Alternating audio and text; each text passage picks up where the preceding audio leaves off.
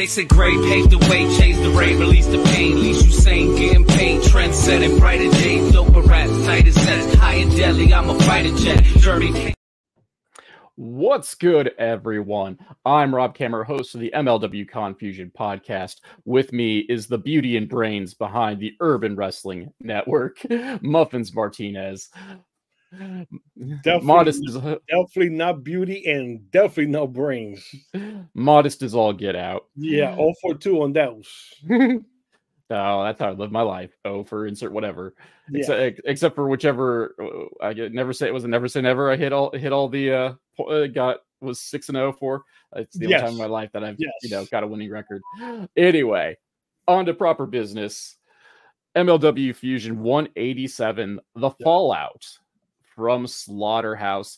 They packed in a lot of information in a relatively short period of time. It was a TV short, we'll call it 45 minutes, but like balls to the wall, like non-stop, just information, progressing things, giving us tidbits for the future, and all that sort of good stuff. So jumping right into things, our opening contest, which is a sentimental favorite of mine, Love Doug and Ichiban. What'd you think, Muffins? Bro, I'm no lie, I'll be honest.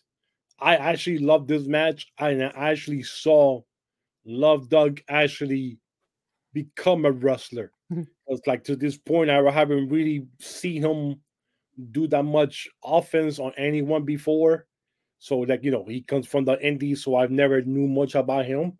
So this match here really showcased what he's able and capable of doing if they give him a chance to actually go out there and say, okay, go out here and just go crazy and have fun. But the Ichiban, I mean, this dude was like nonstop. I want to say he's like 5-0 now, 6-0. Yeah, since he got drafted. So the dude keeps looking better and better. And the maneuver that he does as a finisher still looks weird. But last night I actually kind of saw how he actually is supposed to hit it. He spiked Doug good. Yeah. But yeah, man. But I was really, really impressed with Love Doug, man. Like really, he really showed out. I mean, a lot of offense. A lot of stuff that he could do that I didn't see before and I didn't know he could do. So I'm looking forward to his next match and see if they actually give him the opportunity to actually expand more and grow more. But yeah, I was very impressed with both. And I loved the match from the beginning to the end. I loved the whole match. Yeah, and to go with your point, Matt Stryker, even on commentary, seemed like surprised that Doug could go. I can't remember. I didn't write down like the phrase he used, but he was just like, that's it. Yeah.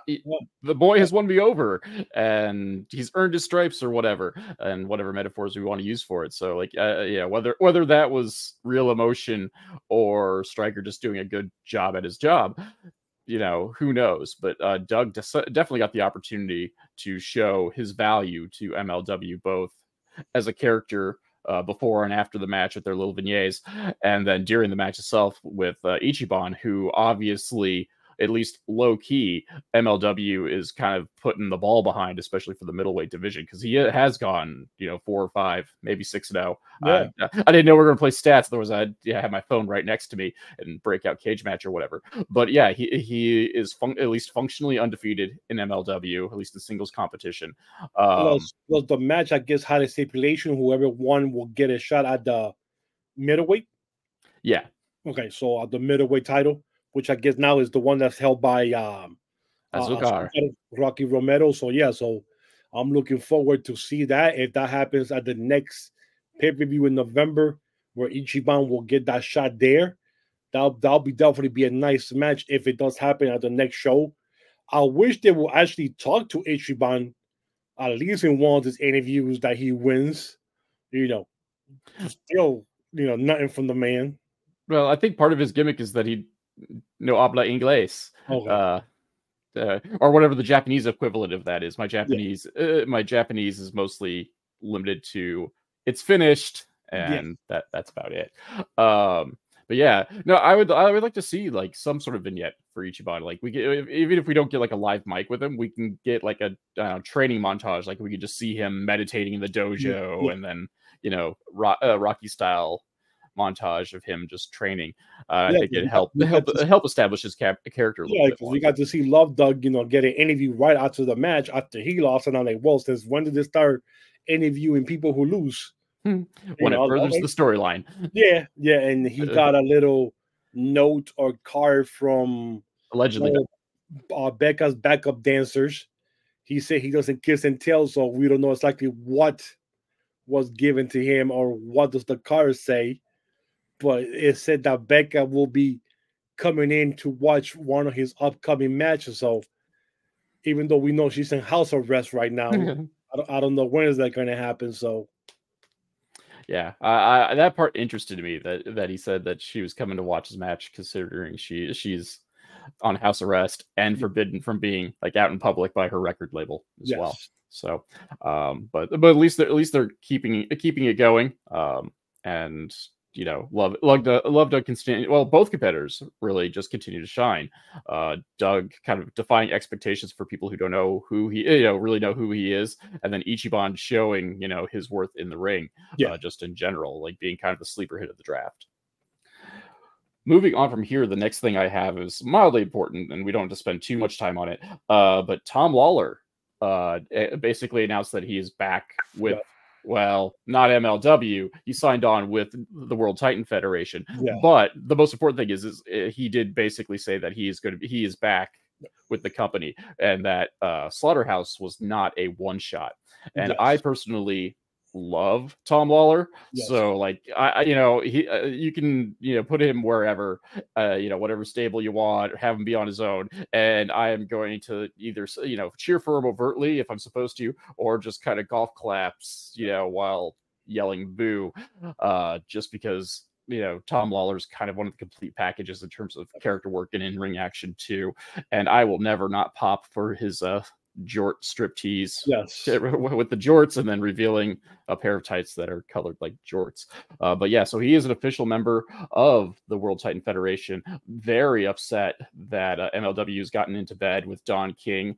And not that he's the only one. He's just the only one who's got a mic in front of him on MLW television saying it, unlike us who are just neck bearding on the internet. But yeah, short term, like I'm excited to see Tom back.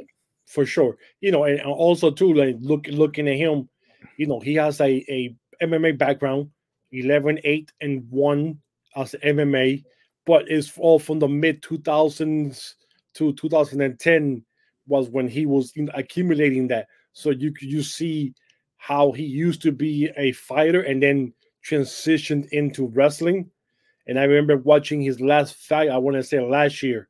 I want to say in one of those PBL fights where he actually won and then took off his boots or gloves and left them in the middle of the ring. So that was it for his career. So I would have loved to see him when he was in his prime fighting, and then you find out about this stuff later on, years later. So okay, he was one of the guys that was there in the beginning of the UFC's MMA stuff. So that was always good to find out later on that he was one of those guys that was pivotal for UFC, and then he transitioned into wrestling. So that was always good to know. Like I said, I wish I would have saw him when he was in his prime as a fighter, but now we get him at MLW on a full-time basis for maybe another year or 2 years. So I'm happy about that. Exactly. And just to extrapolate on your point of his MMA career, Tom Lawler has always been a fan of professional wrestling and often used pro wrestling influences, at least in his weigh-ins. So if you guys haven't seen it, dear listener, you can find it on YouTube of Tom Lawler during one of his weigh-ins being the Shockmaster. And it is beautiful. Has the glitter helmet, the giant vest, comes face plants right out of the curtain. I gotta look that up when we get done there, because I never seen that. Yeah, it is great. Like, I can't remember where I originally heard that from, but I'm like, that can't be a real thing. Totally is. Tom Lawler just bursted through a curtain and face planting a la Shockmaster. I mean, obviously on purpose, because he has a Stormtrooper helmet on and all that good stuff. Yeah, but again, gotta look for that. Definitely got to see that. But Tom Lawler back in action with MLW or the World Titan Federation. Slight upgrade over Davey Boy Smith Jr., though I don't want to see Davey Boy out like he is, but I still think it's an upgrade. following this next start point, the tag team match, the main event versus the Bomaye Fight Club. This is Jay Bougie's first official match as a member of the Bomayes, teaming with Mr. Thomas, taking on the main event. It served its purpose. Definitely, the main event are a very entertaining tag team. And on the Confusion podcast, I really kind of went on a small tangent about how I wish MLW would use them more and better. Because they got their act down. Like they have some very innovative spots. They're in a very entertaining team, and given the nature of the tag team division within MLW, I'm like, I don't understand how they aren't a bit more of a power player team. That being said, though, you got to showcase the Bomayes, given that they're the entourage to our world heavyweight champion, and have made a big deal about the addition of Jay Bougie. And those two gelled very well together. I was actually very surprised how well they gelled. And I have, again, like not doing my proper research, don't know if they've ever teamed on the indies or not, or have had any practice, or if this is like their first real match. And I popped hard for like we'll call it like the caber toss, where Mr. Thomas just chucked Jay Bougie over the top rope onto the main event too. But it was good. It was a fun match.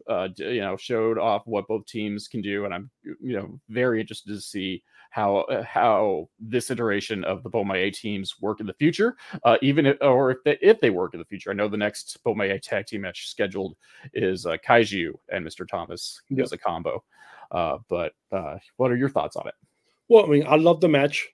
I love the main event when I saw them for the first time at AEW when they were going through the whole pandemic thing. That's the first I saw them. And, I started looking for them. And then I found out they work for House of Glory. And they just recently won the tag team belts there. And you are correct. Why are they not being pushed more in MLW for the tag team is beyond me. But we know that there's a storyline with Bomaye and now with WTF coming up probably in the future or whatever, Cardona. The only thing that I didn't like about the match for some reason is a lot of stuff seemed choreographed too much with the main event. That's like you could see a lot of things coming and they were waiting for the spot to hit and he's holding him to do this move and stuff like that. I'm like, like it was like too choreographed for me. But the border toss of hip toss over the rope with Bougie and then Mr. Thomas doing, the power moves because he was like the tallest guy in the ring, just destroying Jay Lion there with a move. They get the win, and now they move forward. And like you said, I would like to see the next tandem of Kaiju and Mr. Thomas coming up in the future and see how they look. Because I know that there was one with Thomas and Kane teaming also. So we'll get to see, who else is tangible, who is good together and stuff. We'll get to see that coming up the next couple of weeks. So and each variation of the team will bring something new to the table because obviously Jay Bougie is cruiserweight, middleweight, high flying type dude, and then you have Kane's ground and pound submission stylings, and then both Mr. Thomas and O'Shea Edwards are both men beasts, and we're just going to toss you around and yarn, and that's kind of what I'm looking forward to when Thomas and Edwards team up, because I like my team. I do like teams like the Road Warriors and whatnot, who are just two big meaty dudes who are just going to steamroll you, and especially with the MLW roster, or we'll say the physical size of the MLW roster members, like those two guys are going to be like the biggest dudes, unless they bring in that Yusufer L and bring back Beastman and the other big guys. Some of the other big guys. Like almost everybody else, is significantly shorter, and like even in the case of like Jay Lion, who's like a big around dude, but he's still a lot shorter. Still a lot shorter than Mr. Thomas. So I'm curious. But I do love the Road Warriors Powers of Pain days. two big muscular guys out there just doing power moves.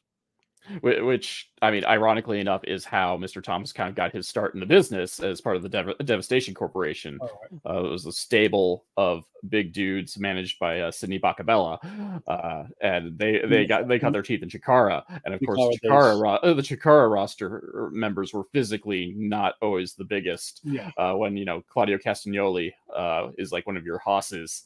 I don't want to say there's something wrong, but like it just shows that your roster is on the shorter side, which definitely played to the advantage of kind of the old school physical mentality that was the Devastation Corporation, who heavily drew inspiration from the Road Warriors, from Demolition, from the Powers of Pain, etc., the old face painted tag teams. The good old days. The good old days. Following this, we got some big news coming into next week. Salina de la Renta has announced that she is once again taking the role of producer due to a lawsuit that Court Bauer has to physically attend to. So she is taking over the next episode of Fusion. Yes. This is not her first stint doing it, and she even made the comment of like how fast she went from coming back to now running the show. It's been like what, a month and 2 weeks now.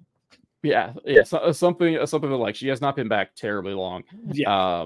And she's making moves. Obviously, she's already nabbed herself 2 titles like within MLW, and that's not counting any titles that Rocky Romero happens to hold in the meanwhile, aka CMML historic welterweight championship. Yes.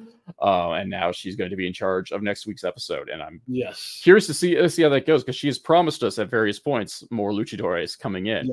Yes. So I don't know if this is going to be end up being another luchador showcase, or if this is just going to have her fingerprints all over it. I mean, neither scenario is a lose, to be frank, but I'm morbidly curious to see where where she's going to take us next week.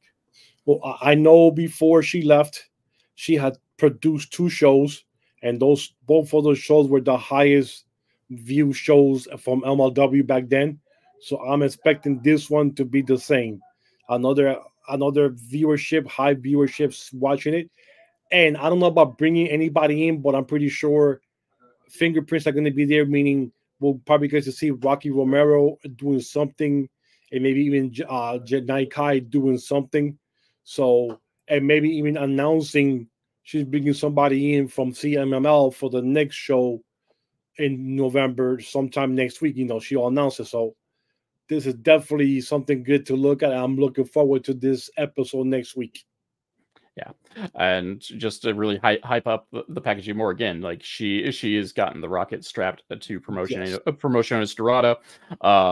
She's it's almost a hostile takeover at this point, and I'm waiting to see how this goes with some of the other factions that are readily available. I know WTF kind of have their hands full with the combination of Second Gear Crew plus now targeting the Bomayes, or specifically Alex Kane. But how much longer can 2 large factions, or at least in terms of scope and power grabs, how long can they coexist? And and always being a wild card in the background, despite the seeming fracture of the group, the calling is still there and still willing to cut you. So I'm very curious to see how this will interact in the near future. I mean, obviously, I don't think we're going to see anything involving that nature kind of next week, because again, everyone's kind of got their hands full with other stuff, but that may not be far off in the future. Only time will tell, baby. So we just gotta watch and see. Yes, let the story play out. Yes. And our main event of the evening, the One Called Manders taking on the agent Matt Cardona. Mr. St. Laurent out doing his thing as well, chewing up all the scenery. What'd you think, Muffins? I didn't like this match that much, since I'm not really a Matt Cardona fan. It did what it did. He cheated to get the win. So, now it's 1-up, or now he's 2-0. He's saying against the Second Gear Crew now. or two? Is it 2-0 in MLW or 2-0 against those guys? Both. Okay. So yeah, so he's 2-0, but I guess Manders is still there waiting to get another crack at him. So that match, I'll be interested to see what kind of match they do. And God, I hope it's not another kiss my foot match, but more like a, bring weapons or something, or get pinned anywhere.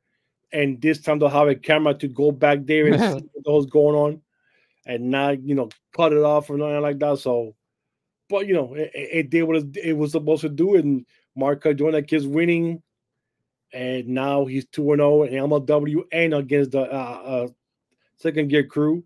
So now he has those guys to deal with, and then he has the Bomaye club to deal with if he wants to go after the title. So yeah, and I agreed. Like, there was nothing wrong with the match. The match was entirely serviceable, but it was one of those like little things where I questioned, like, outside the concept of Matt Cardona having a main event just because of his name value. Like, he is the biggest name in MLW, but like outside of Cardona's like name value, the match itself didn't seem too terribly main eventy. Like, I just but if you look at the other matches on the card, at least how the card was set up for this for this episode, one other match was going to be the main event, really. I mean, logistically speaking. Exactly. So and as of right now, like, really, Cardona being the biggest star MLW has, like, he needs to be, he could be doing a total squash, and he should be in the main event.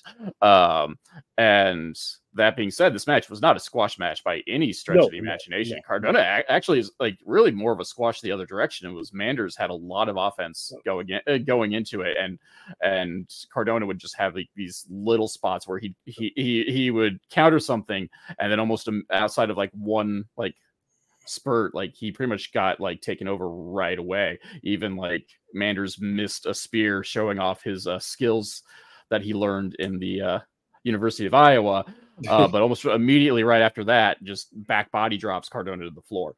And then storyline wise, I mean, just I showed some of the inexperience that Manders had, because he was way more focused on MSL, who wasn't doing anything. He was just doing bad commentary, and went after him like he was a podcaster or something, and got the distraction, which was the beginning of the downfall. Of course, the real downfall is his respect for referees, and Cardona using a ref as a meat shield, allowing an eye poke and radio silence to take up the victory.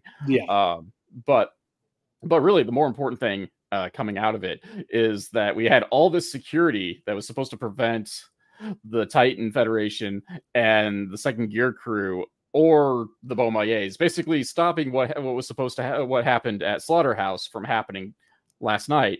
And for all that security there, Mass Warner just strutted his way out and thumped Cardona in the head with nary any sort of blockage. Like, we had all this extra security, and Cardona just instantly just gets his head thumped and is chased backstage. And then San Laurent is hiding behind poor Sam Laterna. Sam Laterna. The guy is bigger than him, like by three times the size, and he's hiding behind her.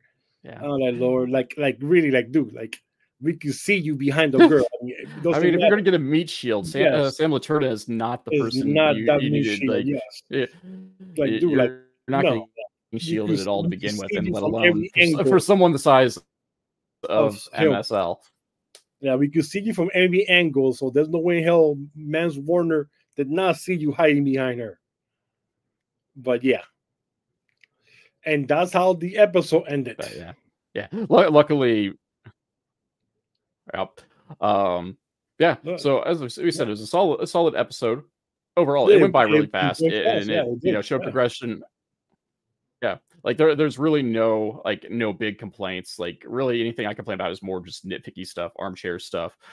We got our seeds planted for the future, especially coming next week with the promotions Dorada take over. And we haven't really touched on what's going on with the calling. They did a small package on it, but they didn't, it didn't add anything. It's just reminding us that, hey, Ricky Shane Page shoved Akira to the ground, and there seems to be some problems going on. But we can't give everything out all at once, given the time frame of an episode of Fusion. And they also announced, Miyu Yamashita, coming in. So they had a nice little package. So she'll be coming in the future. So I was happy about that. They mentioned that, so I'm excited for that one. Yeah. So, comparatively speaking, I know they've been pretty patchy in terms of capitalizing on any momentum right after one of the big shows. But I feel last night was a good turnaround, comparatively speaking, and really, again, just kind of whetted the appetite. And I'm still really curious of where they're going, and they didn't just sweep a bunch of things under the rug, unlike the usual. So that was Fusion 187. Yes. Anything else to add, Muffins? No, not really. I think we covered it all. In the meanwhile, then, as we wind down, be sure to check out this here podcast. We're on the Spotify's and wherever else you happen to get your audio podcasts now, in addition to the YouTubes. 10 Pounds of Gold is Wednesdays. Is that correct? Yes. When that drops? Except this week I kind of messed up because I had a couple of appointments, so it'll probably be out tomorrow. So okay. So new episode tomorrow, traditionally on Wednesdays. Yes. With this one on Fridays. Yep. MLW Confusion, wherever you happen to get your podcasts. And that drops usually Friday morning, unless I hit the wrong button and then it tries to come out Friday evening. But whatever. It's a nice little supplement to this here podcast as well. Get some differing opinions in here. Otherwise, check out the social medias. Got my Twitter handle on there. Most everything else is at Urban Wrestle N.W. or Urban Wrestling Network, etc. Sometimes there's a banner at the bottom that goes by to help these things out. Hey, there it is. There's our Instagrams and Twitters and all that sort of good stuff. In the meanwhile, we'll catch y'all later. Deuces.